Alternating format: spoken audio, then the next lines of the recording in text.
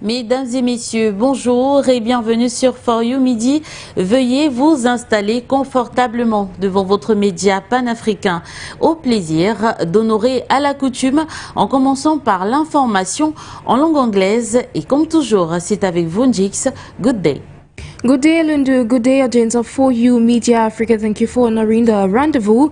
We kickstart the first segment of this bilingual news in the Democratic Republic of Congo when a rare breakthrough, the DRC and M23 rebels have pledged to hold hostilities after talks in Doha, Qatar.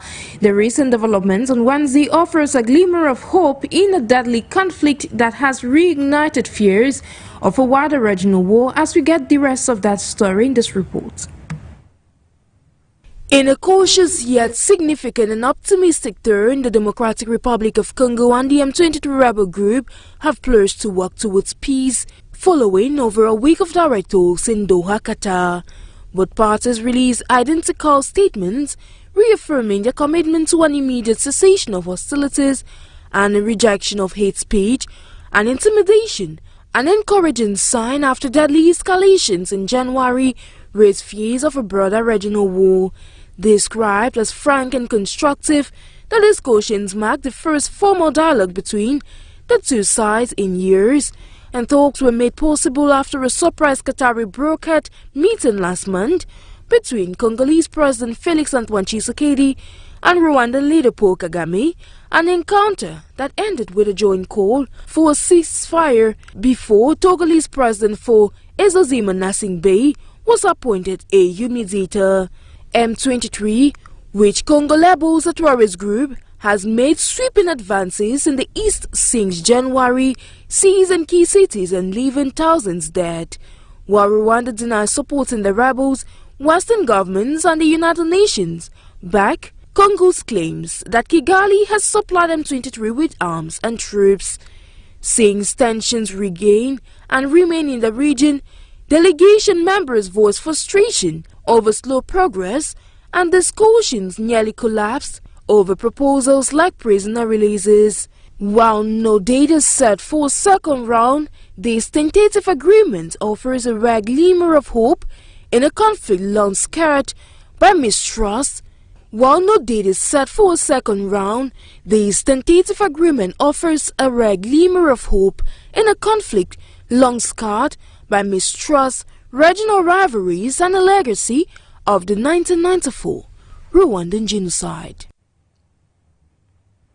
We now take you to Ivory Coast in West Africa, where in the West African nation, opposition leader Tidjane Cham has been barred from running in the upcoming presidential elections built for October 2025 after a court ruled he lost his Ivorian nationality by acquiring French citizenship.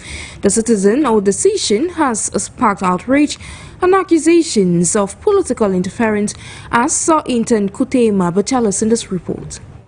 In Ivory Coast, political tensions are rising ahead of the October 25th presidential election. On Tuesday, a court in Abidjan ruled that Tidjane Cham, the main opposition leader and head of the Democratic Party of Ivory Coast, PDCI, is ineligible to run. The court of first instance declared that Cham forfeited his Ivorian nationality when he became a French citizen in 1987, effectively disqualifying him from the race.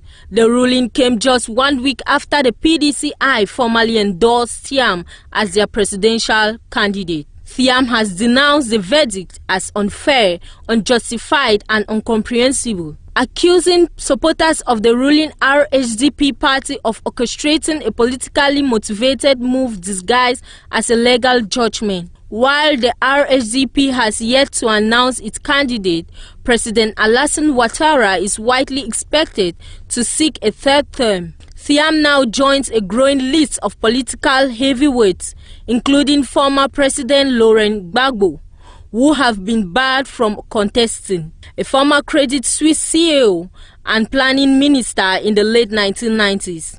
Cham's exclusion deepens the political uncertainty surrounding Ivory Coast's upcoming vote. Thank you so much, Imaba, for that update. Meanwhile, we talk about the Ukrainian president's visit to South Africa, where indeed President Volodymyr Zelensky has arrived in South Africa for his first official visit, meeting President Cyril Ramaphosa in Pretoria. The two leaders are expected to discuss strengthening bilateral relations, with peace efforts in the Russia-Ukraine conflict also likely to be on the agenda.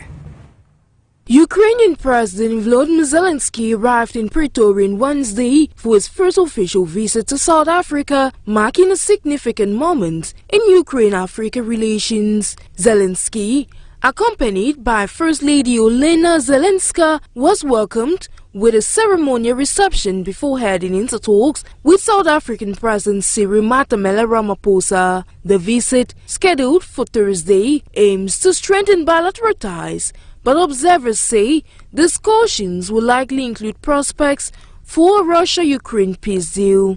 I am absolutely certain it will be part of the agenda, said Dr. Oscar Van Heerden, a foreign policy expert at the University of Johannesburg. Tensions once marked relations between the two nations, with South Africa declining to label Russia's 2022 military action in Ukraine and invasion.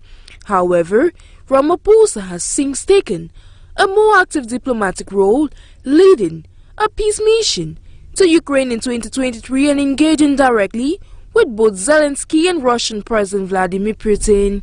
Ahead of Zelensky's visit, Ramaphosa reaffirmed on social media X that South Africa remains committed to engaging all interested and affected parties in pursuit of a peaceful resolution to the conflict. The visit also marks the first by a Ukrainian head of state to Africa since Zelensky took office in 2019. Meanwhile, we should note that as far as the talks between the Russian or Ukrainian president and South African leader is concerned, we should equally note that Volodymyr Zelensky had to make back an urgent U-turn to Ukraine, and there will not be any talks with the South African president.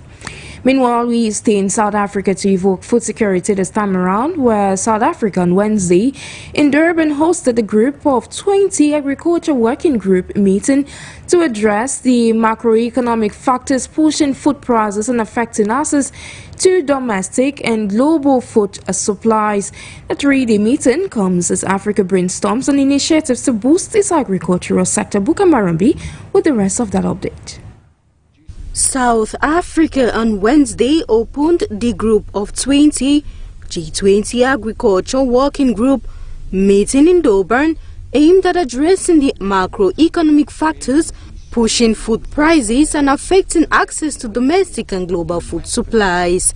During the three-day meeting, officials who seek policy and investment initiatives that supports inclusive market access and strengthens food and nutrition security. According to South African Minister of Agriculture, John Steenhuisen, agriculture plays a pivotal role in the world as it fuels economies. And there can be no overstating the importance that agriculture plays in our world. It feeds families, it fuels economies, and it stabilizes communities. But to unlock its full potential, we need to make sure that we move beyond just good intentions, beyond just rhetoric, and towards the kind of practical collaborations that will enable lasting change. We must be honest. The benefits of agricultural development have not been shared equally, not within countries, and certainly not between them.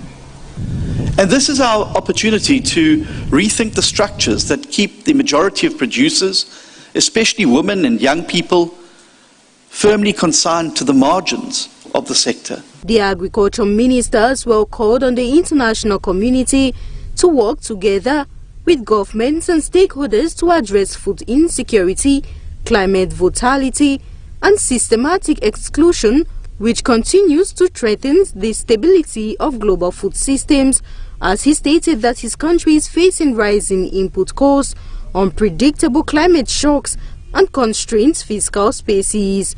It's worth noting that various working groups of the G20 have been holding meetings in South Africa since the country assumed the G20 presidency on December 1 last year. The Southern African country will as well host the G20 Leaders Summit in November. With this brief information now, Kenya's President William Samoei Ruto has signed a $1 billion agreement with Beijing, China, as part of a 5-day state visit aimed at deepening the strategic partnership between the two countries. This meeting focused on accelerating the key development projects under Kenya to bottom-up economic transformation agenda better, including major investments in manufacturing, agriculture, and tourism. Nairobi emphasized long-standing cooperation between the nations, highlighting the transformative impact on Chinese-funded infrastructure such as the Standard Gauge Railway, Nairobi Expressway, and Lamu Port. The newly signed agreements channel over $950 million into priority sectors, $320 million for manufacturing, $430 million for agriculture, $230 million for tourism, and $150 million for construction. Though the talks was to strengthen economic ties, they also boost up their friendship and shared vision on a prosperous future. Speaking now of the globe, now we talk accelerating global climate action. When a virtual summit on Wednesday, 17 national leaders from major economies and climate vulnerable countries came together to rally for full speed global global climate actions ahead of COP30, which will be hosted in Brazil. Bukamarumbi has the rest of that story. On Wednesday, ahead of the COP30, which will be hosted in Brazil, UN Secretary General Antonio Guterres and Brazilian President Luiz Inácio Lula da Silva, as well as other 17 national leaders from major economies and climate vulnerable countries, held a high-stakes virtual summit to accelerate global climate ambition. The 2-hour session was part of a joint mobilization strategy to strengthen global action under the Paris Agreement and build momentum for stronger national climate plans to be announced in 2025 as China, the European Union and the African Union, the Association of Southeast Asian Nations and Small Island Developing States answered present at the summit. Following a press briefing after the meeting, UN Chief Guterres noted that the leaders vowed to deliver ambitious new climate plans, formerly known as National Determined Contributions, NDCs, as soon as possible in what he called a strong message of hope. He made public that the Chinese leadership, Xi Jinping, confirmed during the meeting that China's updated NDCs would cover all economic sectors and all greenhouse gases, a clarification he described as extremely important for climate action. The Secretary General called on leaders to submit national plans that aligned with that target, cover all greenhouse gases and sectors, and signal a full commitment to achieving net zero emissions by 2050. He further announced that a high-level UN event will be held in September, just weeks after COP30, to assess progress on climate plans and as well finance. Thank you immensely for that report. Meanwhile, ladies and gentlemen, it's on that note that we drew down the curtains of this first segment of this news. Meanwhile, it continues in the French language. Bon après-midi une fois de plus. Thank you so much, mesdames et messieurs, alors qu'il est 12h à Douala, 12h à Kinshasa, nous démarrons le tour de l'actualité au centre de l'Afrique, notamment au Cameroun, engagé dans le cadre du programme Douala Clean City is Possible. 1500 associations des Women Clean City se sont vues honorées mardi par la ville de Douala. Ces femmes qui se battent au quotidien à rendre la ville de Douala propre ont reçu des mains des autorités de la région du littoral des certificats de reconnaissance et des cadeaux. La présente cérémonie qui s'est déroulée à la place de Besseke était placée sous le haut parrainage de la première dame du Cameroun, Chantal Biya, et a connu la présence effective du secrétaire exécutif des synergies africaines. Le reportage de Fonwara.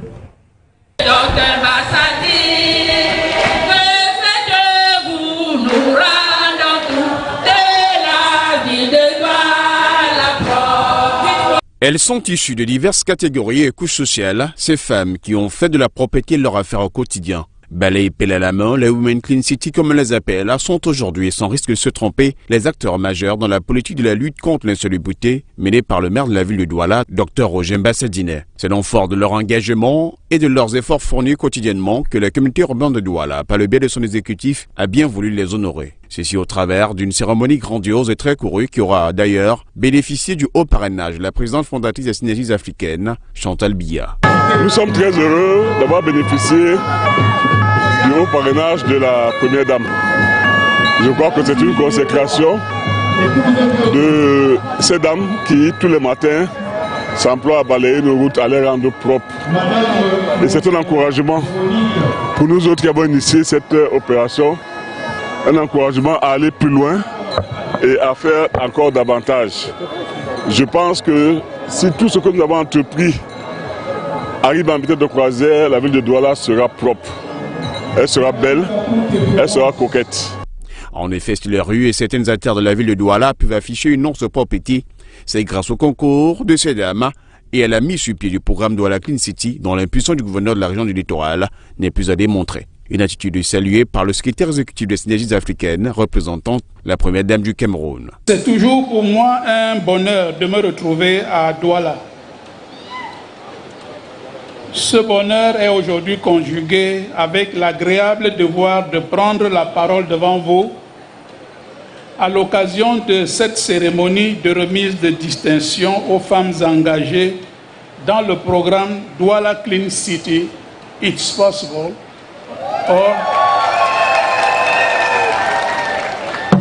Il y a eu aussi l'autre traduction, Douala Clean City, Yes We Can. Placée sous le haut parrainage de son Excellence Madame Chantal Biya, première dame du Cameroun, présidente fondatrice de Synergies africaines. En me dépêchant ici à Douala, la présidente fondatrice de Synergies africaines a voulu témoigner du grand intérêt de cette originalité que porte le projet qui est à l'ordre du jour aujourd'hui. C'est un projet original, très original, qu'il faut saluer. L'initiative portée par le maire de la ville à travers le programme Douala Clean City est très louable et à encourager. Elle implique les habitants de la ville de Douala dans l'assainissement de leur cité. C'est le moment pour moi de saluer ici l'engagement remarquable de Monsieur le gouverneur de la région du littoral dans l'accompagnement et la mise en œuvre de cette initiative. Actrices au premier plan de la lutte contre l'insalubrité, les Women Clean City n'ont pas caché leur satisfaction face à ce geste de reconnaissance à leur endroit. I'm very happy because we have been awarded today by the First Lady. Yes, on the program of Douala Clean City. So when this program came in, we embraced it with love. So that's why today we are very happy receiving gifts from the First Lady. I want to thank the city mayor for this initiative because he gives a confidence for the mothers to keep the town clean. And we are doing it with love. We are not doing it for money, but we are doing the work with love. And today, as you can see, we have been awarded. And coming from Douala 4, my association, 13 women has been awarded today. So I'm very happy. Un sentiment de joie, de fierté, être vraiment reconnu par la première dame du travail que nous effectuons chaque jour. C'est les émotions, c'est très grandiose, c'est grand dans mon cœur. Recevoir un cadeau de la première dame, il y a quoi encore attendre? Oui. Qu'il continue à soutenir les Amazones. Vraiment, le maire de la ville est au quotidien avec nous. Il nous soutient, il nous galvanise. Vraiment, c'est un signe de reconnaissance de ma part pour lui. Lancé en octobre 2023, le programme Douala Clean City est une réponse au problème criant de l'insalubrité qui tente de prendre en otage la ville de Douala. Initié par le maire de la ville, Dr Rojemba Sedine, il a bénéficié de l'implication significative du gouverneur de la région du littoral, Samuel Dubois, qui assure la présence de la plateforme de la lutte contre l'insalubrité dans la cité capitale économique. C'est pour le rendre plus opérationnel, actif et performant que le premier magistrat de la ville de Douala s'est servi de la première arme familiale que sont les femmes pour donner à Douala un coup de propreté malgré quelques contraintes. Notons que c'est au moins 1500 femmes qui ont été honorées ce 22 avril 2025 sur la place de la Bessèque devant le gratin politico-administratif traditionnel et religieux de la ville de Douala. Et voilà des guerrières africaines d'un autre genre. Merci à vous, Fon Noira. Et sur la CEDEAO et l'AES, le coup d'envoi des festivités marquant le cinquantenaire de la CEDEAO a eu lieu mercredi à Accra, au Ghana, alors qu'il devait prendre part à la cérémonie d'ouverture présidée par John Mahama Dramani. Les dirigeants des pays membres de l'AES n'ont pas répondu à l'appel. Une absence qui traduit à suffisance la volonté du Mali, du Burkina Faso et du Niger qui a marqué la rupture avec l'organisation régionale après la création officielle de l'Alliance des États du Sahel en juillet 2023. Fon Noira, une fois de plus. Alors qu'ils étaient attendus à l'ouverture de la cérémonie officielle marquant les festivités du cinquantenaire de la communauté des États de l'Afrique de l'Ouest à Accra au Ghana, le Mali, le Burkina Faso et le Niger ne se sont pas fait ressentir. Les dirigeants de ces pays membres de l'Alliance des États du Sahel, quoique ayant reçu des invitations du président John Dramani Mahama, l'organisateur de cette initiative, ont répondu aux abonnés absents mercredi à Accra. Même s'ils n'ont pas annoncé jusqu'ici les raisons de leur absence, le Mali, le Burkina Faso et le Niger marquent par là leur volonté de rupture avec la CEDEAO. Réunis au sein de l'Alliance des États du Sahel officiellement depuis juillet 2024, ces pays ont emprunté une voie de détachement avec l'organisation régionale qui pour eux ne leur offrait pas les possibilités de pouvoir mettre en musique les actions et les projets qu'ils pensent meilleurs pour le peuple. Cela se décline notamment avec le choix délibéré de leurs dirigeants inscrits dans une dynamique de souveraineté des peuples, ce que ne favorise pas la CEDEAO. Il faut noter qu'en août 2023, après la prise de pouvoir du Conseil national pour la sauvegarde de la patrie CNSP, la CEDEAO avait menacé d'intervenir militairement pour y rétablir l'ordre constitutionnel. Une action qui avait refuté le Mali et le Burkina Faso, qui en retour annonçait une riposte. De l'autre côté, les pays de l'AES ont accusé leurs voisins d'être sous l'influence des puissances étrangères, précisément de la France.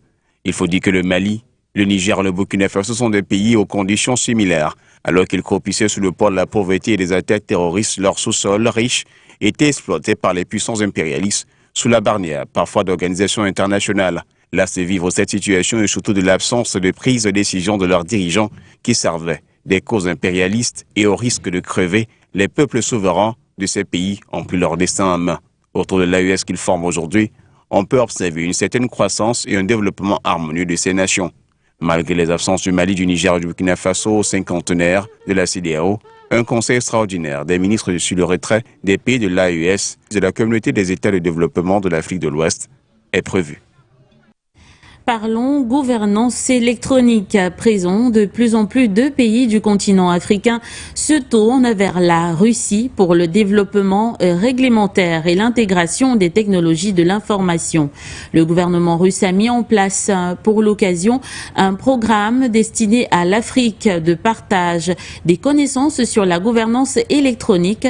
Les précisions dans cet élément. Transformer le fonctionnement de l'administration publique pour l'accompagner vers la modernisation et le futur, c'est le défi de nombreux pays africains conscients de cette nécessité de s'adapter aux standards internationaux. Et pour cela, le continent multiplie collaboration et échange de connaissances pour accélérer son développement, notamment en matière de solutions de gouvernance électronique innovantes. Pour passer ce cap, de nombreux pays africains ont fait le choix de la Russie comme partenaire privilégié pour une modernisation via les nouvelles technologies. En 2022, l'université HSE de Moscou a lancé le programme de partage des connaissances sur l'e-gouvernance pour l'Afrique, visant à partager l'expérience du développement et de la mise en œuvre de la solution de gouvernance électronique entre les institutions russes et puis africaines. Andrei Maslov, le directeur du centre d'études africaines de l'université HSE, s'est félicité lors du JTEX africain au Maroc de cette dynamique entre la Russie et les pays africains, avec le soutien de nombreuses entreprises russes œuvrant dans le développement technologique de ce continent du futur. Écoutez-le. Très important que le programme même, et le focus de le programme, c'est souveraineté.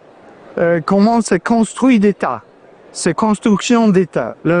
Et la Russie a l'expérience à partager dans le domaine des constructions d'État. Et beaucoup de pays africains sont intéressés pour gérer leur data, gérer leur sécurité digitale, la régulation, les lois pour gérer le développement des secteurs numériques. C'est très important pour nous de voir cette occasion à partager nos expériences et les expériences aussi des sociétés russes qui participent dans nos programmes. Donc c'est pas juste notre université. L'université, c'est qui gère avec le mandat du gouvernement russe. Il y a beaucoup de sociétés russes qui participent. C'est la plupart des sociétés présentées ici, ils participent dans notre programme, comme les experts. Du Maroc au Mali, en passant par l'Algérie ou encore le Congo, de plus en plus de pays africains ont recours à cette plateforme via Interexpertise LLC, un expert de premier plan en conseil stratégique et spécialisé dans l'évaluation des risques pays et politiques ainsi que l'élaboration de stratégies d'entrée sur les marchés africains. Ce programme, développé et proposé par le Centre d'études africaines de l'Université HSE de Moscou, vient en aide aux entreprises africaines pour nouer des partenariats à travers le monde, le tout en limitant les risques financiers. Rapport approfondi, analyse d'experts sur la transformation numérique de l'Afrique, collaboration ou encore échange de connaissances. Cet outil innovant pourra permettre à de nombreuses institutions africaines d'amorcer leur transition vers le numérique tout en préservant leur souveraineté nationale. Merci à nos correspondants. Les autorités de la ville allemande de Brandebourg pourraient expulser l'ambassadeur russe en Allemagne, Sergueï Nechayev, d'une cérémonie commémorative marquant le 80e anniversaire de la victoire sur le nazisme s'il venait à y assister, a rapporté le journal allemand Bild, qui a cité Axel Drekol, directeur de la fondation du mémorial de Brandebourg. La réaction du ministère russe des Affaires étrangères a été immédiate. Maria Zakharova, porte-parole de la diplomatie russe, commentant ces déclarations, a pointé du doigt ces signes de russophobie. Les détails dans cet élément. Le média allemand Bild, citant le responsable de la fondation des mémoriaux de Brandebourg, rapporte que l'ambassadeur russe est menacé d'expulsion s'il décide d'assister à une cérémonie marquant le 80e anniversaire de la fin de la Seconde Guerre mondiale et de la libération de Berlin par les soldats soviétiques.